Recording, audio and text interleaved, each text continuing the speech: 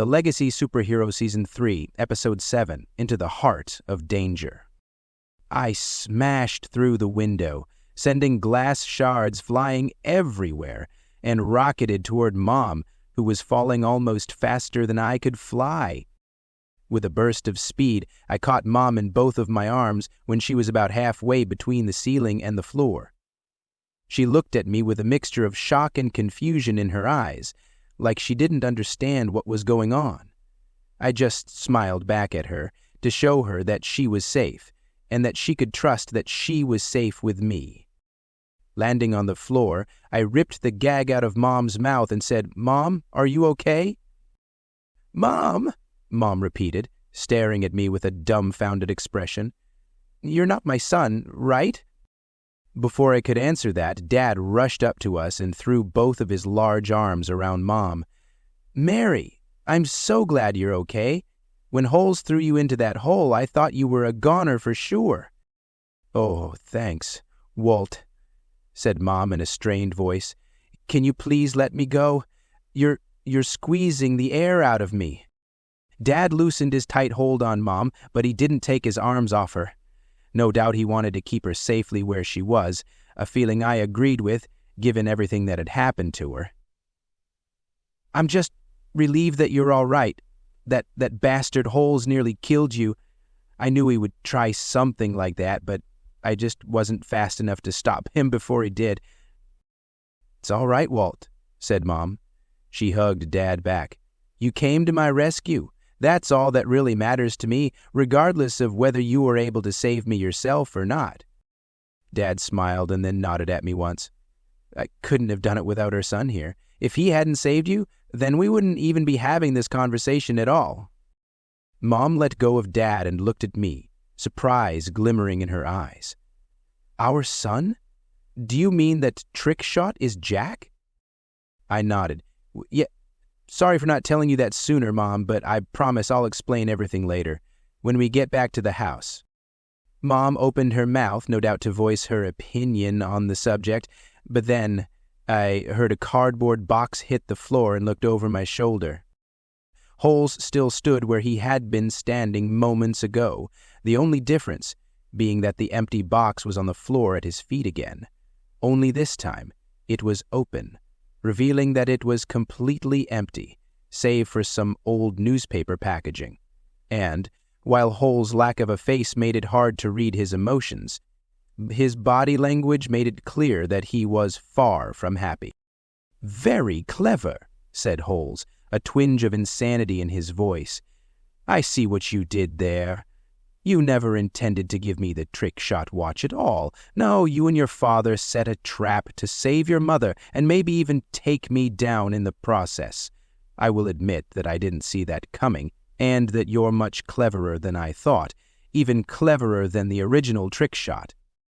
It's not very difficult to trick someone as obsessed with revenge as you are," I said, turning to face Holes. "You like to think you're so much smarter than everyone else, but in truth, you're just a coward who likes to run away as soon as things don't go his way. You don't fool me." "Call me what you like, but I'm not running away tonight," said Holes. "That box may not have the Trickshot watch, but you clearly do. I'll just kill you and take the watch for myself, which I should have done during our first fight." I punched my fist into the palm of my hand. "Very well, let's fight, you and me, and end this here and now. How does that sound?" "It sounds just fine to me," said Holes. "Tonight will be the night that Trickshot finally dies for good, and it will be at my hands." "We'll see about that," I said. I looked over my shoulder at Mom and Dad. "Dad, you and Mom need to get out of here. I can't protect you guys and fight Holes at the same time. Get into the car and get out of here, but also call the police and let them know that Holes is here. I'll try to distract him until the police get here." Dad nodded again, pride in his eyes. "Give that jerk hell, son." Mom frowned slightly. "Just be careful, okay, Jack?" Dad grabbed Mary and half dragged, half led her toward the exit. Mom kept glancing back at me, confusion still in her eyes. I could tell that she hadn't quite grasped the fact that I was Trickshot. But she would have plenty of time to let that fact sink in later. For now, I had a super-villain to defeat. I looked over at Holes. "All right, Holes, it's just you and me now. Why don't we get this party started?" I drew 3 silver discs out of my pouch and hurled them at Holes, but Holes opened a hole underneath himself and vanished into it, causing my discs to fly harmlessly through the air where Holes had been standing a moment before. But then Holes fell from the ceiling and lashed out with a kick aimed for my head. I dodged the kick and swung a fist at Holes just as he landed on the floor, but he raised his arm and my fist disappeared inside one of the holes in his arm. It immediately reappeared through a hole in his bicep, and my own fist struck me in the face again, the blow sending me staggering backwards. Holes lashed out with another kick, striking me in the chin and knocking me flat on the floor. But as I hit the floor, I suddenly found myself falling through the darkness again, watching Holes become smaller the further I fell. Without warning, I found myself in the warehouse again, falling toward the floor. I activated my flight powers and hovered near the ceiling, shaking my head to recover my senses and figure out where I was. Looking around, I did not see Holes anywhere, which troubled me because I hated it whenever Holes disappeared like this. "TW, can you sense Holes anywhere?" I said, turning my head this way and that as I looked for the villain. "Ha ha! No," said TW. "Sensors fail to pick up." TW suddenly went quiet, prompting me to say aloud, "TW? Hello, TW. Are you still there? TW?" Abruptly, I felt 2 hands grab onto my cape and dragged me down to the floor below. I crashed into the floor hard, but rolled back onto my feet just in time to see Holes disappear into yet another hole. I threw another disc at him, and it did follow him into the hole, but then it came out of another hole above that one and flew straight toward me. I jumped out of the way, narrowly avoiding the disc, which struck the floor hard enough to embed itself in the concrete. "Dang it," I said under my breath. "This is not a good time for TW to glitch out. Not a good time at all." I looked around again, carefully searching for Holes, but he had once again disappeared. That was annoying, but not impossible to deal with. I already knew that Holes couldn't open more than 2 holes at one time, not including the ones on his body that were perpetually open. With a bit of luck and effort, I could potentially turn the tide of this fight in my favor. "Come out and show yourself, you coward," I shouted. "Or are you afraid of a teenaged boy? You can admit it if you want. I won't judge you." "I fear nothing, boy," came a voice from behind me. "It is you who should be afraid." I whirled around just in time to see Holes's foot coming at my face, but I caught his foot before it could connect, and whirled around and slammed Holes onto the floor as hard as I could. Holes gasped in pain upon impact, but he quickly summoned a hole underneath him that he fell into like a pool. "No, you don't," I said. "You're not getting away this time." I jumped into the hole after him and tackled Holes's midriff. The 2 of us immediately began to grapple as we fell endlessly through the darkness of his holes. I punched and grabbed at his face, while he shoved his hands into my face and tried to get me off of him, but I meant it when I said he wasn't getting away this time. I was determined to make sure that Holes didn't escape, and if I had to follow him into his own void to do it, then so be it. Suddenly, we rolled out of his hole back onto the floor of the warehouse. The sudden change in scenery took me by surprise, allowing Holes to kick me in the gut and knock me off him. I let go of him and rolled away, but quickly jumped to my feet just as Holes rose to his own, rubbing his abdomen where I had gotten a few good licks in while we were falling through the void. "Not running away this time," I said. "Guess you're a bit braver than I thought." Holes growled. "Don't get so cocky, boy. I'm simply bored of dealing with you, which is why I am going to end this fight now." Holes raised both of his hands above his head. I expected him to try to make me fall into another one of his holes, but no matter how long I stood there, no holes appeared underneath or near me. What are you doing?" I said. "Just standing there with your hands up?" Holes inclined his head toward me, and for some reason I thought he was smirking. "Huh?" "Looka." Puzzled, I gazed up just in time to see a large black hole appear on the ceiling. It was bigger than the other holes he had created so far, about the size of a car, but I didn't know what he was going to do with it. That was when a huge truck fell out of the hole directly toward me. I had just enough time to throw my arms over my head before the truck crashed down on top of me with a crash. I collapsed underneath the weight of the truck, which would have crushed me if I hadn't been so strong. I was shocked by the fact that Holes had somehow managed to drop an entire truck on me with his powers. It made me wonder just what the full extent of his powers was. But getting pinned underneath a full-sized truck was enough to distract me from all other thoughts. The sheer weight of the truck left me unable to do much other than lay there on the smashed concrete floor with no ability to free myself. I would have used my super strength to push the truck off me, but the truck had fallen on me in such a way that I could barely move at all. I suppose it was my durability that had saved me from being entirely crushed to powder, but that was hardly a reassuring thought given how I couldn't save myself. "Jack," said TW in my head all of a sudden. "Jack, are you okay? I was briefly offline due to my glitch and just managed to get back online a few seconds ago. What happened?" "Holes dropped a truck on me," I said. "A truck, by the way, I can't lift off my body because it's got me pinned to the ground like a ribbon." "Ah," said the TW. "You know, I think Holes did this same thing to Gregory once. Guess you really can't teach an old dog new tricks." "Very funny, TW," I said. "Help me get out of this, will you? Holes is still around and I have to get him before he gets away again." "How am I supposed to help you get this truck off you?" said TW.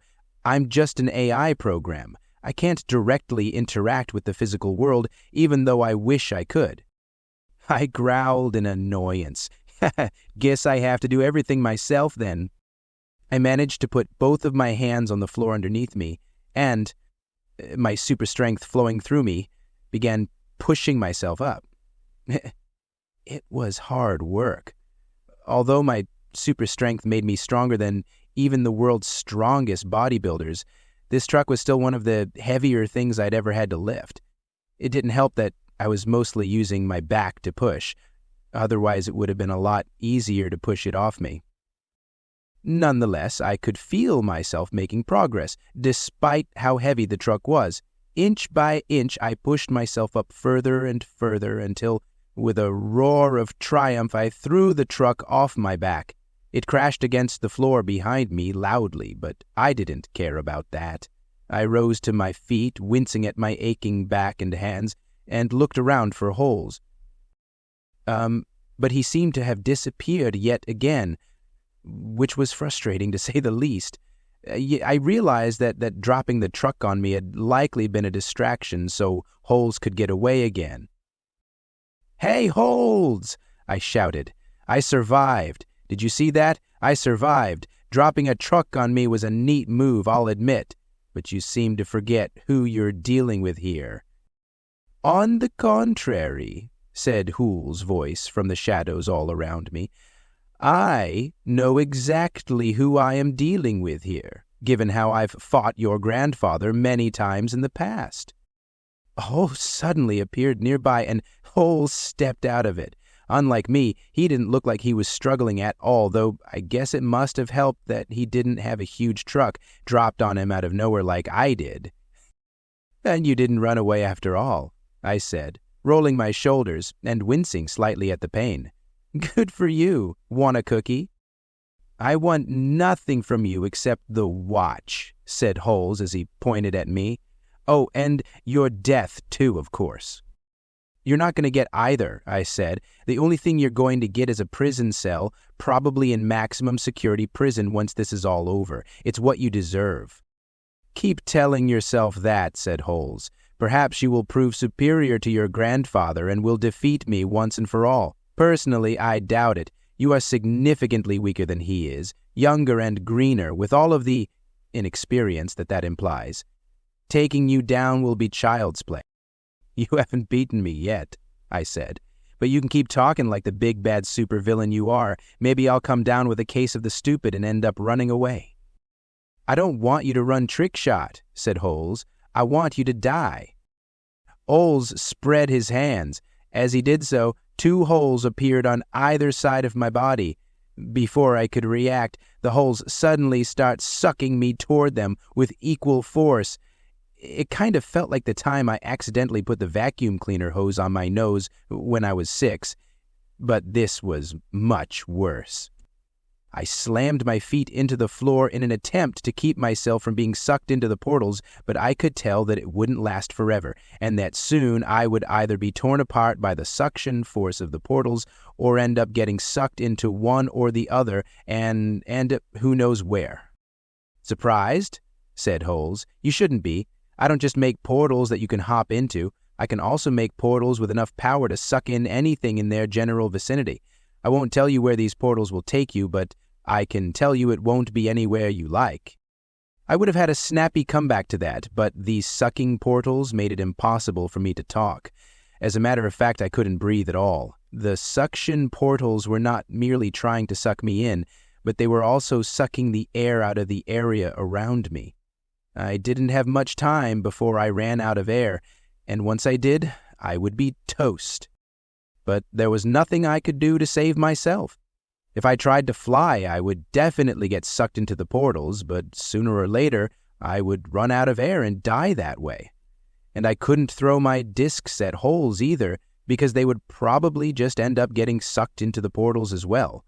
It didn't help that I was still suffering from the pain I'd taken from the truck either, which had left me weaker than I had been before. All in all, this situation looked really bad for me, if not entirely hopeless. I wished I could see Holes's face, because even though I figured he was smirking at me, I still preferred to see the face of my killer. That would be better than dying at the hands of someone whose face I would never see. Already, I could feel my feet starting to be tugged out of the floor. My ankles were straining, and the lack of air was starting to cloud my mind. My cape whipped around behind me uncontrollably. I wished I could stop it, but I was too dazed from the lack of air to care about my cape at the moment. "It's over, Trickshot," said Holes, raising his voice to be heard over the howling of the sucking sounds. "Today is the day you die. Tonight, the Trickshot line finally ends, and with it my quest for revenge. Let the last thing you see be my faceless head as you gaze into its never-ending empty—" A gunshot suddenly rang throughout the warehouse. I thought at first that Holes had shot at me for some reason, but that was when I noticed that Holes had gone strangely quiet. He took one step forward and then collapsed onto the floor. As soon as he did, the portals on either side of me vanished, and air flooded my lungs, making me gasp as hard as I could. Panting hard and taking in great big gulps of air, I looked to see who had saved me. It was Dad. He stood holding a gun in his hand, the same gun Holes had thrown away a few minutes prior, with an unshakable aim. I looked down at Holes and noticed a gunshot hole in his back in one of the few spots on his body that wasn't covered in portals. Blood was leaking out of the wound, staining Holes's white costume, though some of the blood went into the holes on his body and disappeared, like everything else. "Dad," I said, staring at Dad in surprise. "What are you doing here? I thought I told you to take Mom and leave." "Mary is safe out in the car," said Dad. He lowered the gun. "But when I heard the sound of that truck crashing on top of you, I knew I couldn't just abandon you. I wanted to help you. I want to shoot the man who threatened my wife and tried to kill my son." He cracked a grin. "Looks like I got my wish." I rubbed my throat, which still ached from the lack of air, but said, "Thanks, Dad. You didn't need to do this, but—" "Actually, I did," said Dad. "I'm your dad. Dads protect their kids. Of course I needed to do this. I'd be a pretty terrible father if I didn't." I couldn't help but smile. I also felt a bit silly now for keeping my identity secret from Dad for so long. I should have known right from the start that he would have supported me, and Mom would have too, probably. It felt kind of nice to have allies aside from TW, if only because it would make me feel a lot less lonely than I did before. "Now," said Dad. He held out a hand toward me. "Let's go home, son. The police will be here any minute, and I think you need to leave, given how you're an illegal superhero and everything. I'll answer the questions they'll inevitably have about all of this." "Right," I said. A loud groaning sound from the floor made Dad and I look down at Holes. The supervillain was not, as I previously thought, dead. He was moaning softly, leaving no doubt at all that he had survived being shot in the back, though given how much he moaned, I figured he was probably in a ton of pain. "No!" Holes raised his head to look up at me. The hole on his face had faded slightly, allowing me to see two brown eyes peering out from the other side. "I will get my revenge. He will get his revenge. This is not over yet." "What are you talking about?" I said. "It is over. You've been shot. Unless you want me to beat you into submission, this fight is definitely over." The fight might be over," Holes breathed heavily, "but my revenge isn't." Holes held out a hand toward me and squeezed his fist. Without warning, a portal appeared under my feet, and I fell into it before I could react. The last thing I heard before I disappeared into the portal was Dad calling out my name in surprise. The end of the Legacy Superhero Season 3, Episode 7, Into the Heart of Danger.